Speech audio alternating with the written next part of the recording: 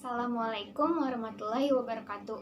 Nama saya Loren Gazala, mahasiswa Fakultas Hukum Universitas Al-Azhar Indonesia. Di sini, saya akan membahas tentang legalitas tanah di Indonesia yang menimbulkan konflik horizontal dan vertikal. Materi ini merupakan tugas UAS pengantar tata hukum Indonesia yang diampu oleh Ibu Maslihati Nur Hidayati.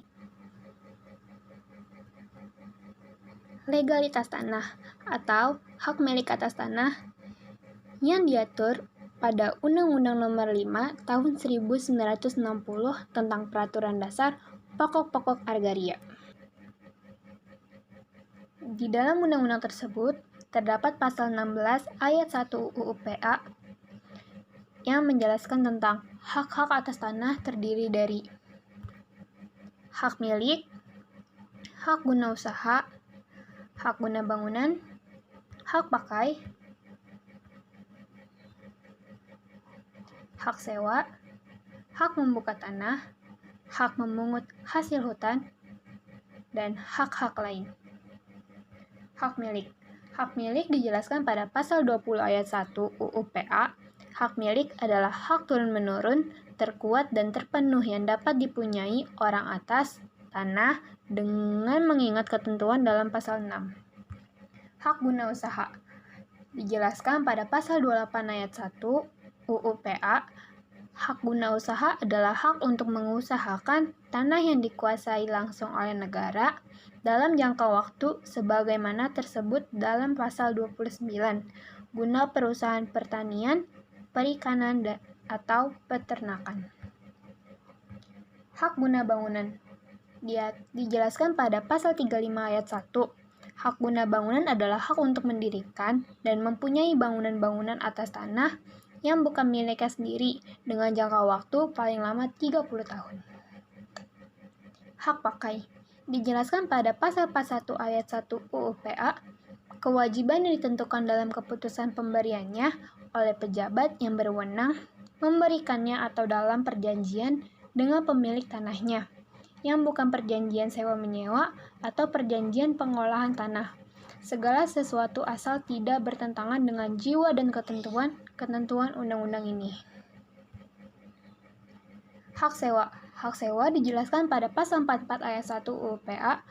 Seseorang atau suatu badan hukum mempunyai hak sewa atas tanah apabila ia berhak mempergunakan tanah milik orang lain untuk keperluan bangunan dengan membayar kepada pemiliknya sejumlah uang sebagai sewa.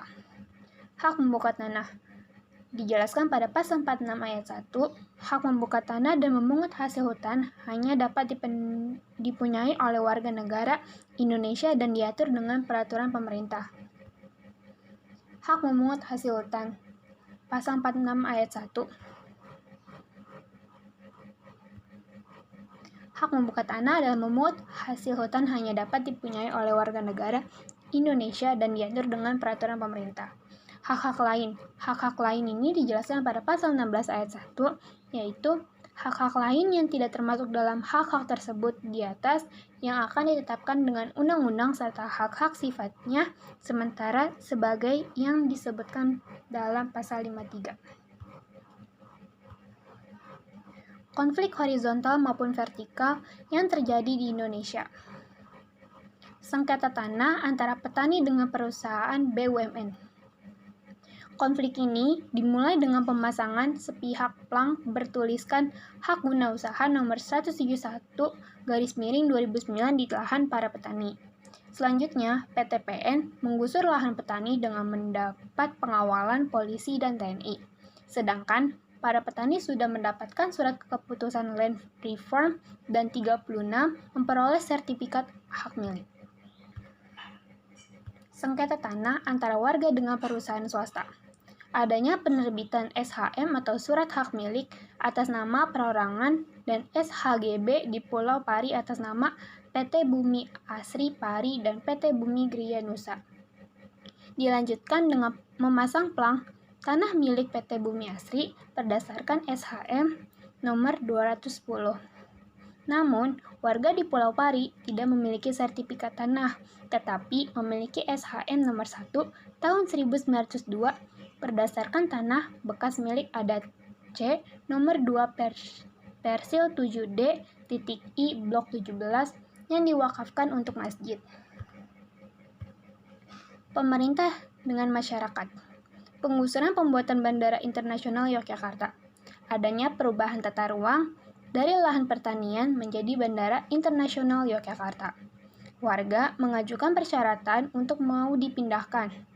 Namun, ada satu syarat yang tidak disepakati oleh pihak PT Angkasa Pura I, yaitu relokasi gratis. Sehingga beberapa masyarakat memilih menetap.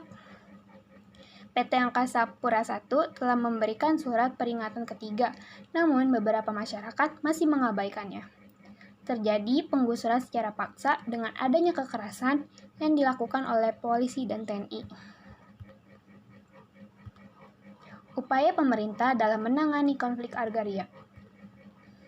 Yang pertama adalah penetapan Peraturan Presiden Nomor 86 Tahun 2018 tentang Reforma Agraria.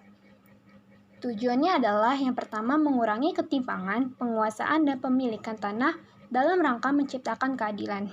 Yang kedua, menangani sengketa dan konflik agraria. Yang ketiga, menciptakan sumber kemakmuran dan kesejahteraan rakyat yang berbasis agrarian melalui peraturan penguasaan, pemilikan, penggunaan, dan pemanfaatan tanah.